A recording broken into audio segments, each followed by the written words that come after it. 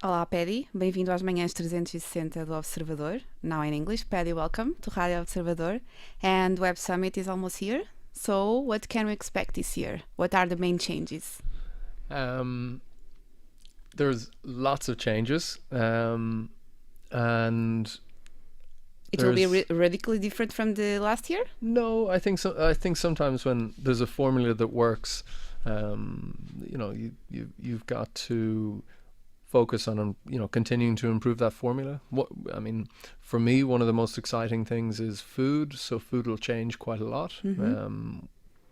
The caliber of Portuguese food that will be available to attendees who are coming from so many different parts of the world will be the best it's ever been.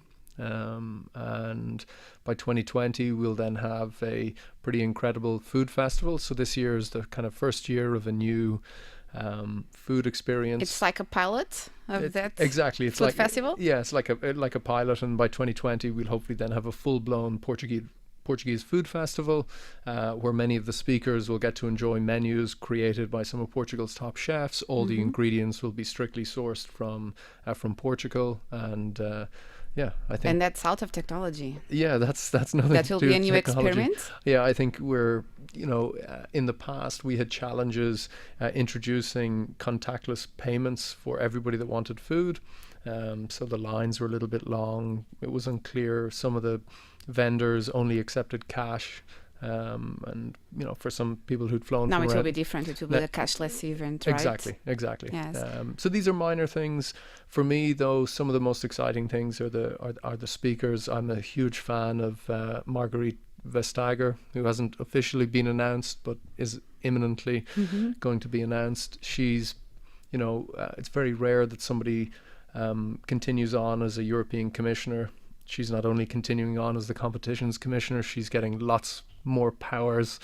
She has been here in the last editions, right? In 2018 and 17. I think so. And from my point of view, I think in the world of technology, she's the most important politician in the world because she has more power than anybody else to reshape the future, in particular the way that the largest tech companies behave and operate, in particular in Europe.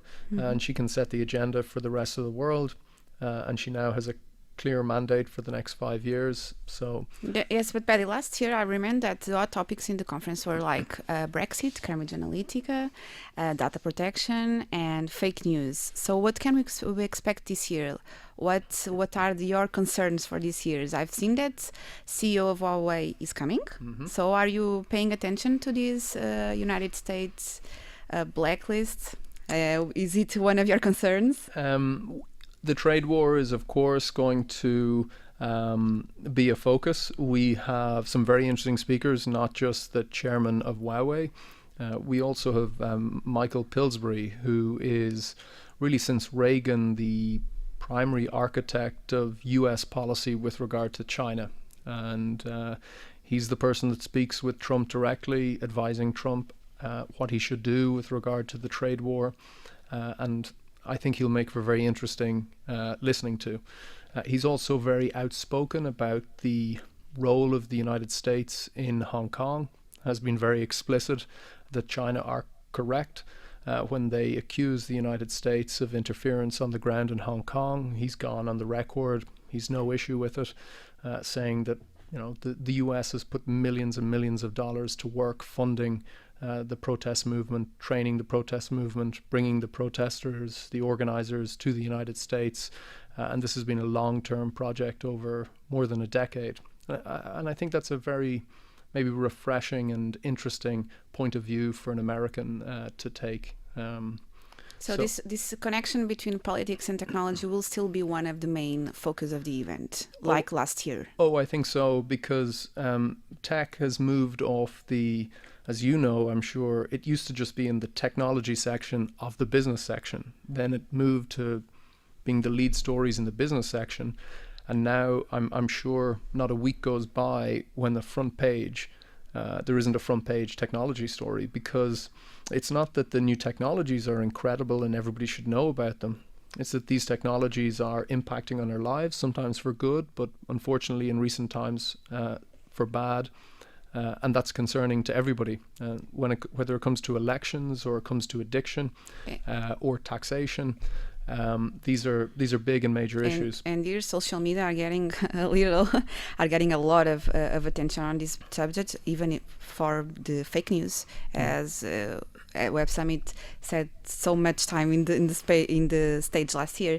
But regarding all this, like last year we had Cambridge Analytica with Christopher Wiley on the stage, but Facebook already has a lot of scandals this year. So can we expect Mark Zuckerberg to be on stage anytime soon of Web Summit? I think it would be great if he spoke. I think at Web Summit we certainly for the last 3 or 4 years have been having quite challenging debates and discussions, talking about taxation, talking about misuse of data. We've given a platform to voices that oftentimes don't appear at technology conferences because they might be seen as opposing voices or antagonistic towards the interests of certain technology companies. But I think it's important to have a plurality or a diversity of voices. And I think a lot of the more established technology companies, Microsoft, for example, have gone through a period in the late 1990s and early 2000s where perhaps they were doing things that were anti-competitive. And they learned from those experiences, I believe. And their president, Brad Smith, who's come almost every year to Web Summit for half a decade, is at the forefront of calls for regulation and for government intervention to help either mitigate or break up some of these large technology companies. And I think it's interesting that somebody so senior is so willing to have those open discussions, that he doesn't shirk from it. He is a lawyer, represented Microsoft as their kind of chief. Yes, he has come a lot of times. I've seen him. I think in the old Web Summits, I've seen him. But like, there's another question I wanted to. So we have Margaret Vestager that it comes out to all Web Summits, and now we have Brad Smith also that you mentioned. Aren't you afraid that the event may become repetitive within the years with no news to show? I think when these individuals remain incredibly newsworthy, Brad Smith has just released a book, Margaret Vestager has just been reappointed European Competitions Commissioner and Digital Commissioner. I think they're incredibly newsworthy. There are others who over time aren't as newsworthy, and we tend to change them up. And we're also as well very conscious of who our attendees want to see. So we look carefully at all of the data, all of the talks that have been liked the previous year, which talks were the most popular, which speakers were the most popular, and that informs the people that we invite back. There are just people that, 12 months is a very long time in tech. Regarding popularity, can we expect to see like Barack Obama or Michelle Obama in the next Web Summit? I think for us, I think, of course it would be fascinating to have some of those speakers, but truly some of the most popular speakers are slightly different types of voices. Margaret Vestager is effectively the most popular speaker at Web Summit for the last number of years, and I think that's because most of the CEOs at Web Summit are from younger, fast-growing, very innovative companies, and she represents someone who is trying to level the playing field for all companies. And I think as a consequence, she means a lot. Her voice and her views and her philosophy resonate very broadly with all of these fast-growing companies. And then I think for a lot of established companies, she has something to say as well, because many of those established companies sometimes feel that the playing field, certainly in Europe, has been tilted too much in the favor of a small number of companies who aren't paying tax. I know that space is also one of your concerns. And do you think that this will be the last year that Web Summit will be held at Phil and Altice Arena? Well, all I know is that we're in Portugal for the next 10 years, and after that, I really don't mind. The venue that I love the most is the Altice Arena. I think that is, I've been to a lot of music concerts around the world. I kind of think that might be the most spectacular venue, music arena in the world. I remember talking to Bono about their experience playing in the venue, and they just said it could be the most kind of beautiful venue as a musician to play. It's just quite spectacular to look out from stage, and I think many Portuguese probably don't realize, because they don't go to the music arenas in other parts of the world, but it's really very special. So I would love to be able to still be able to use the Altice, because I think at least the Altice. But from what I've read, Fernando Medina seems to have an agreement to build a new Congress Center in Lisbon. So there's a chance that in the next year this will happen. Great, yeah. I just actually, before I came in here, I was told that those are the rumors in the newspapers. But you in April, I think, in Lisbon, you were had a meeting with the world's largest builder and operator of conference, right? So why did this meeting happen? Was this like to make some kind of pressure? What happened here? I don't really know. I think the city were. I can't speak on behalf of the city. They were looking at kind of all options, and I think when you're considering options, it's good to get the views and opinions of the people that are the best in the world at doing this. And the same goes for anything else in business or in life. If you're trying to consider options, if it's possible to get the advice of somebody who's very knowledgeable, then you should probably at least listen or, welcome that advice. Because from what I remember from our last conversation in last year, well, the space is something crucial for you. It was one of the main things that made you choose Lisbon. So it is important, right? And in this year, how many attendees will have in Web Summit? 70,000. So the same, more or less the same that in the last year. Yep. But if I'm not mistaken, the agreement between the Web Summit, the government, and the City Hall says that by October, Phil would have to have more like 13,000 square meters, and we are almost in October. Will it have it? Oh yeah, it will, because there are many ways, and we were fully aware of this before we signed the contract.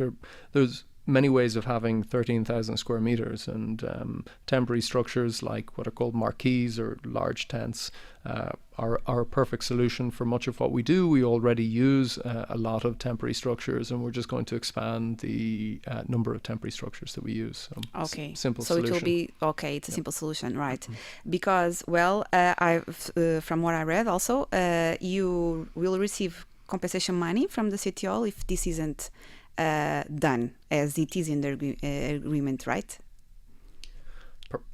Perhaps, but it's not even a bridge that we're not crossing that bridge. There's no issue with the space, so there's no issue in the space. Okay, yeah. But you are not regretted if now we've had already one Web Summit. We still have 9, yeah. And you aren't regretted of choosing Lisbon instead of London or Paris. There's nothing that disappointed you yet. No, I don't think so. I mean, I was in the queue in Dublin Airport yesterday, going through security, and I met the head of Google in EMEA, Matt Britton, and he was talking about the fact that they now had 1,000 people employed in Portugal, and it all happened literally because some senior Googlers from the United States and from Europe went to Web Summit, and sometimes it's as simple as that, and decided, wow, isn't this a great place?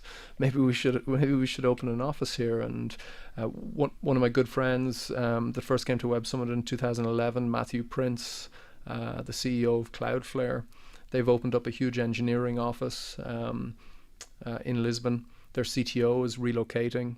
Cloudflare just went public on the New York Stock Exchange. Do you feel like that you have some responsibility on these moves to Lisbon? No, I don't think so. At the end of the day, these people have to fall in love with the city themselves, and that's what happened in our case. And they have to feel that Portugal is a great country with lots of talent, that it's safe, and that the quality of life is excellent.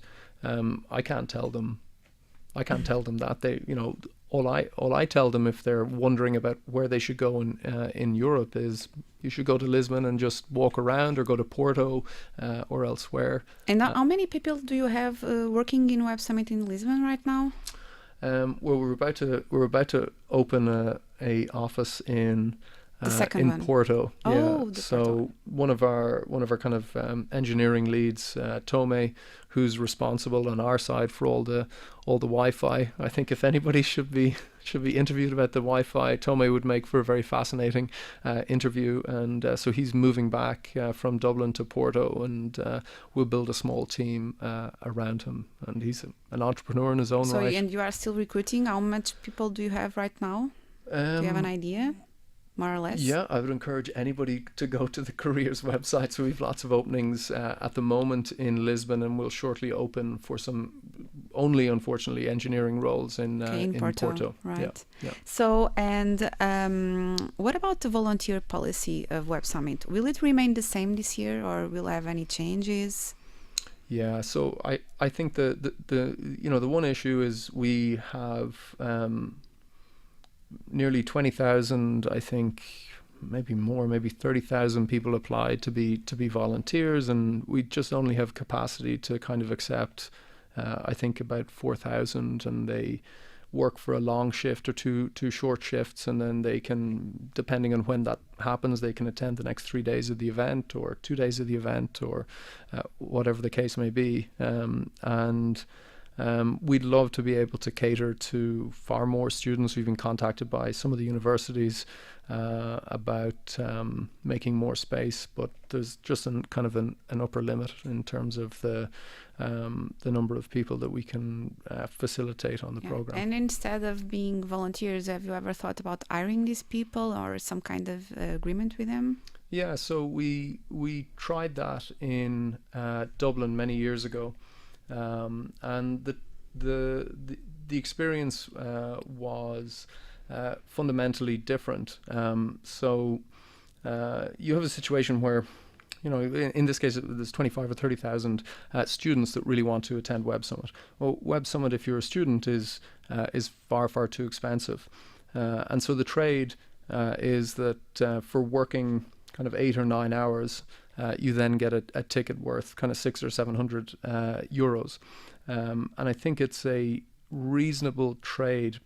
When we hired people to work at the event, we found that the people that we hired through a great and reputable event management company weren't particularly passionate about technology. And so we have a situation, I interact with many of them, where the people bringing a speaker, from the speaker room to one of the stages are truly interested in entrepreneurship or technology, or these are made by volunteers. This kind of exactly. kind of things. It's the kind of roles that they have in the event. Yeah, okay. Exactly. It's kind of a lot of chaperoning, and people have got great jobs and kind of internships out of that, and there's a passion, I think, that you can't. And Paddy, speaking about passion, do you think that the failure is discussed enough in the venue? Because a lot of startups fail, right? So do you think that is a discussion that's been happening? No, I don't think it is at all.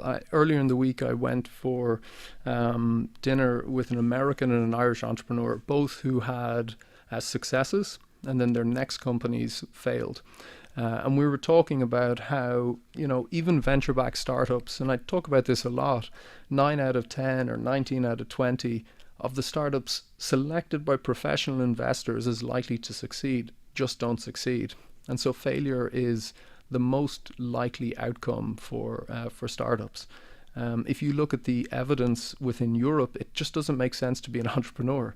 It's you're going to, on average, end up earning less than somebody who just gone to work for an existing company. And I think there's two elements to it. So one, that occasionally people glorify success to the extent that they just don't talk about the failure. And I think it's very important that when people are taking a risk, that they do realize that the most likely outcome is going to be failure. They're not going to become the next Mark Zuckerberg or Jeff Bezos or Elon Musk. The second thing then is that in talking to two of my friends, Matt and Eamon, I don't think they'll mind me using their names. I think also what's not talked about is the personal and kind of mental toll that failure takes. If all the focus is on success, and none of the focus is on failure. And we have quite a few talks on the Startup University stage about about failure. I think that can leave entrepreneurs in a very isolated place where they think that, it's because of them that they've failed, that they are unusual, that they are exceptional, and that's just not the case at all. Yes, and you agree that should change, right? And the Web Summit has a role on it. Yeah, well, I think culturally in the United States, failure they deal with it a little bit better. Yeah, I think different from European countries. I think sometimes in Europe, you'll kind of be out for lunch and somebody will come over to the table and then the person will walk away. This has happened to me in Portugal, and then the Portuguese around me will say, "Oh God, he had a company. It didn't work out. Not really a good." Yeah, it's a cultural attitude, right? Yeah. You're saying. Whereas in America, it's sometimes a badge of honor, and I think what's important is in Europe is that it's we make it a little bit more acceptable to fail. Sometimes it's not because you've done something wrong. It's not fraud. It's just that the idea may have been wrong. The execution, the competitors may just have had more money than you.